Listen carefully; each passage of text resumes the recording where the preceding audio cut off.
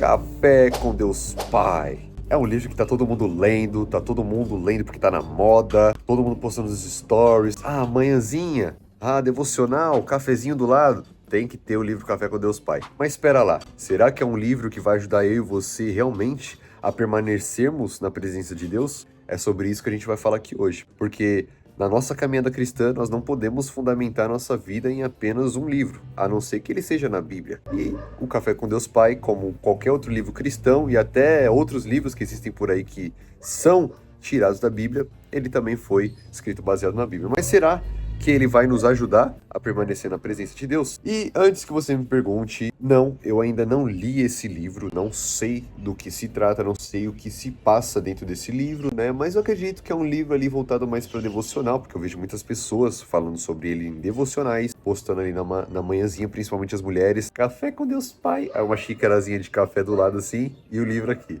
Mas eu estou aqui principalmente neste vídeo para alertar você, principalmente para te dar uma exortada de leve, mas é com todo amor. Mas fica aqui até o final desse vídeo que nós vamos descobrir se você deve ou não ler o livro Café com Deus Pai. Bom, é um livro que está muito na moda, como eu acabei de falar, muitas pessoas lendo ele, tá um livro, vamos dizer, um livro viral.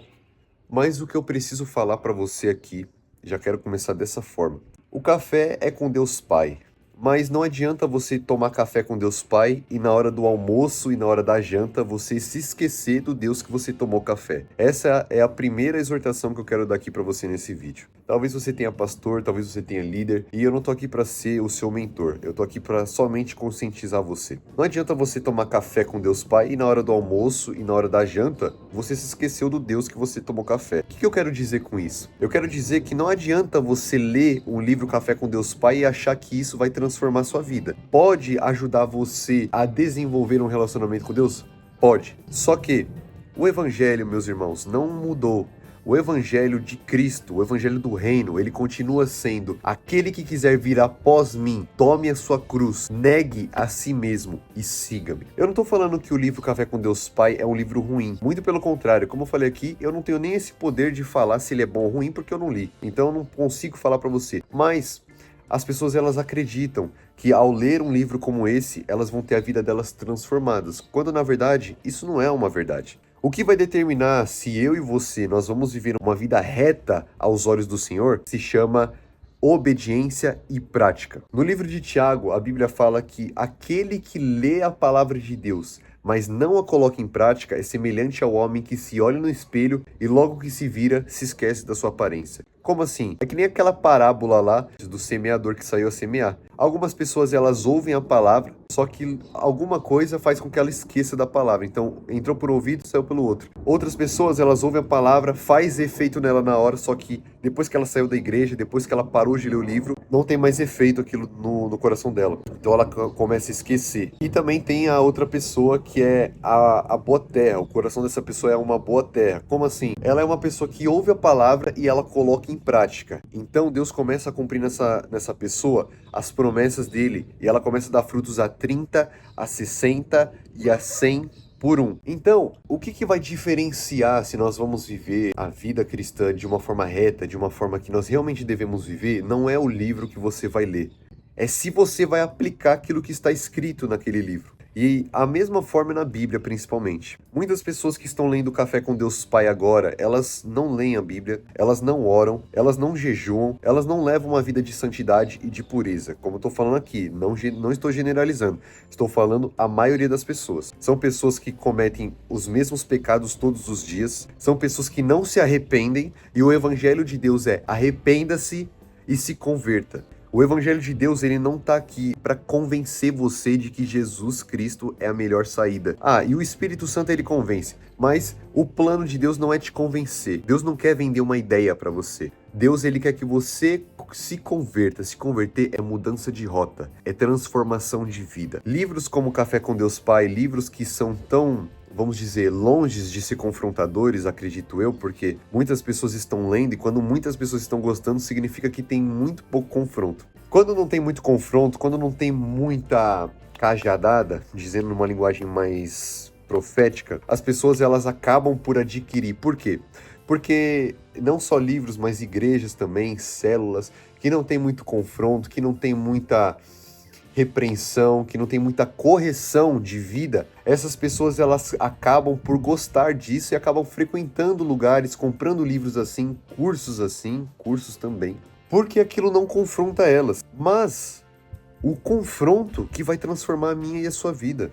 Não é um livro que massageia o seu ego, um livro que só fala de coisas boas. Deus, ele é amor, Deus, ele é paz, Deus, ele é leal, é fiel, só que Deus, ele é justiça, meus irmãos. Nós não podemos achar que Deus é o ursinho pelúcia. Deus não é o gênio da lâmpada que veio para satisfazer os desejos da humanidade, não é isso. Deus, ele quer algo de nós também. Porque antes dele querer algo de nós, ele já entregou algo muito superior, infinitamente impagável, que é o seu Filho Jesus Cristo por nós naquela cruz. Nós não podemos achar que nós temos que pecar a semana inteira, segunda, terça, quarta, quinta, sexta, sábado, e no domingo ir para a igreja e se santificar. Isso não é o evangelho de Deus, meu querido, isso aí é a religião que você está vivendo. Isso não é o plano de Deus. E muitas pessoas que estão lendo o livro Café com Deus Pai, elas vivem dessa forma. Elas pecam na segunda, na terça, na quarta, na quinta, na sexta, no sábado. Quando chega no domingo, elas acham que Deus se esqueceu de todas as coisas que elas fizeram na semana. E no domingo, elas tiraram um dia para se limpar, vamos se dizer assim, e Deus esquece os pecados delas. Só que não é assim. Não é assim que funciona o reino. Deus, ele é amor, só que Deus, ele é justiça também. Como eu falei no começo desse vídeo, as pessoas elas tomam café com Deus Pai, mas elas se esquecem do Deus que ela tomou café na hora do almoço e na hora da janta. E aí não adianta nada, meu irmão. Aí não adianta nada, minha irmã. Não adianta você ler o livro Café com Deus Pai, almoço com Deus Pai e janta com Deus Pai, se você não está disposto ou disposta a colocar a palavra dele em prática. Você vai estar fazendo, sabe o quê? Sacrifício de tolo. Sacrifício de tolo é você fazer algo para Deus sem Deus. É você achar que por você ler um livro Café com Deus Pai, você pode ter a permissão de continuar falando palavrão, de continuar vendo pornografia, de continuar fazendo fofoca, de continuar sonegando imposto, de você continuar furando fila, de você continuar metendo atestado no seu trabalho para você não trabalhar. O Café com Deus Pai não vai anular o que Deus requer de você. Deus, ele quer renúncias de você. Deus, ele quer renúncias. Entenda isso. Deus, ele quer renúncias. Você, independente do livro que você for ler, Deus, ele quer renúncias de você, meu irmão e minha irmã. Você ainda vai ter que tomar sua cruz, negar a si mesmo e segui-lo. Você, não é porque você está lendo o livro Café com Deus Pai ou qualquer outro livro de devocional que surgir na moda, significa que você não vai ter que renunciar mais, queridão e queridona. Nós estamos aqui para tomar a nossa cruz, negar as nossas vontades, negar o nosso eu e seguir a Jesus. O evangelho que estão vendendo nesses livros de hoje em dia é um evangelho Nutella, é um evangelho light. O que é isso? É um evangelho sem cruz. E um evangelho sem cruz, ele não existe. Porque o evangelho sem cruz, ele não é o evangelho de Cristo. É o evangelho do mundo. É o evangelho dessas igrejas de hoje em dia, LGBT, essas igrejas de transgênero, que não tem nada a ver com a palavra de Deus. O evangelho de Cristo é: negue as suas vontades.